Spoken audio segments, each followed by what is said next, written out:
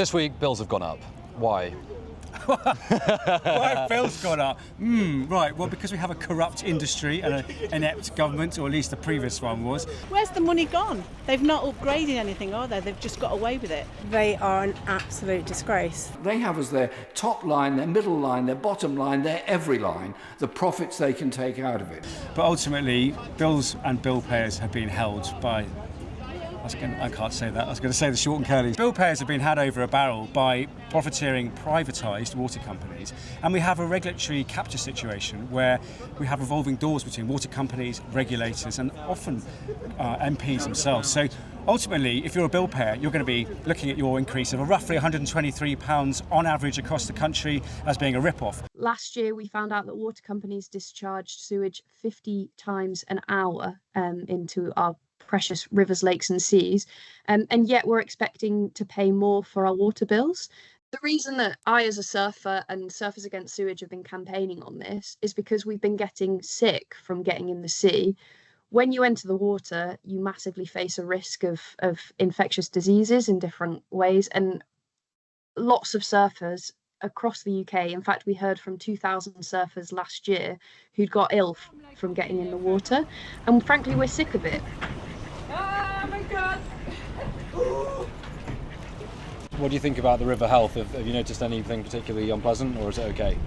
Well, I did get gastroenteritis last summer, so I mean... Seriously? So tell me about that.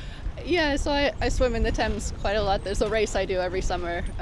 It was the first time I'd gotten sick after this swim. Hard to say what exactly caused it because there's loads of people in the water, so I mean you can get it quite easily from other people. But they have cancelled that swim in the past, especially if there's heavy rains and stuff and there's discharges into the river. They cancel that swim.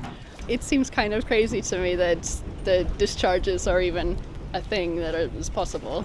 But I mean, when the discharges aren't happening, it's generally quite good. Can I just ask you whether you're happy with the state of England's water? No, not at all. It's just really rank, I think. I think just in terms of like trying to go swimming in places that aren't like regulated, like with Nauka, there's just no like guarantee on whether your water that you're swimming in is clean. I suppose like when you're swimming, you don't really know what the conditions of the water are going to be like anyway, but you don't want to go in thinking that like you might get really sick if a tiny bit of water goes in your mouth. So yeah. Have you ever got sick from swimming in the water? Yeah, I have. Which waterways? So I think I can't remember where it was actually, but it was a lake somewhere, and I was like, let me just try and see how it goes, see if I'll see how the water is. I ended up having a really bad stomach bug, so I'm not going to be doing that again. When you actually look at what our water bills are being spent on, only 30% of every pound is going into investment. That's and we know that also 30% of all of our investment goes to paying shareholder dividends and water company debt. We know that the way that the water companies are operating at the moment do not work. And frankly, we need a reform of the sector to make sure that they prioritise delivering for environmental health and public health before they put money into shareholders' pockets, frankly. What do you think about the state of England's waterways more generally? They are an absolute disgrace. So each stroke you'd find some new sort of grim treasure, whether it be like a packet of crisps, a condom, bit of carpet, dead fish. We're lucky that we have venues like Love Open Water, London Royal Docks that we can use, but we should be able to access and tap into all different types of bodies of water, from rivers, canals, streams, and it's just not possible with the state of the waterways. The bills have gone up this week, water bills. Yes. Are you confident that that's going to make it into improving our infrastructure? No, I'm not confident that it will.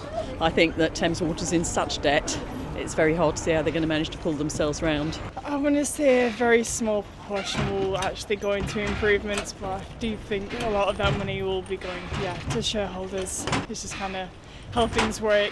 You can't be too optimistic with these things, but yeah, if there was a change, that would be great. Since 1989 when water was privatised, when that bill went through, as the member pointed out, 72 billion pounds has been taken out in dividends by the water companies. That amounts to £2 billion a year not invested in water, not invested in new pipes, not invested in protecting the system we've got. These profits are absolutely extraordinary.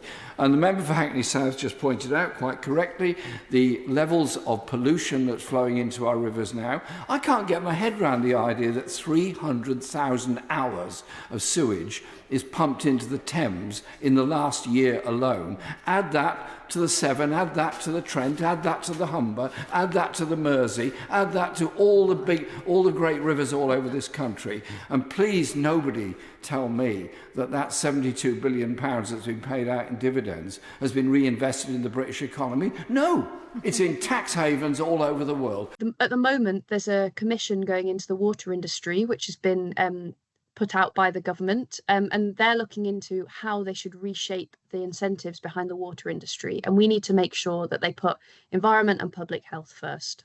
Sir John Cunliffe has been made Commissioner of the Independent Water Commission. We, River Action and many other people asked for it after the election, a review, a root and branch review of how the water industry is regulated.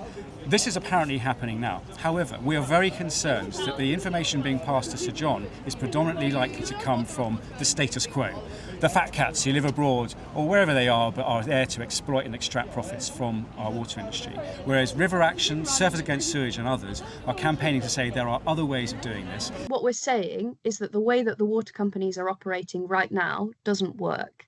At the moment, they're incentivised to drive profit for shareholders before they deliver anything else for customers or for the environment. And we know that that's the wrong way round. Using European models, using models that are putting governance that looks after the public first. So imagine, for example, the Mayor of London or his or her representative being on the board of Thames Water.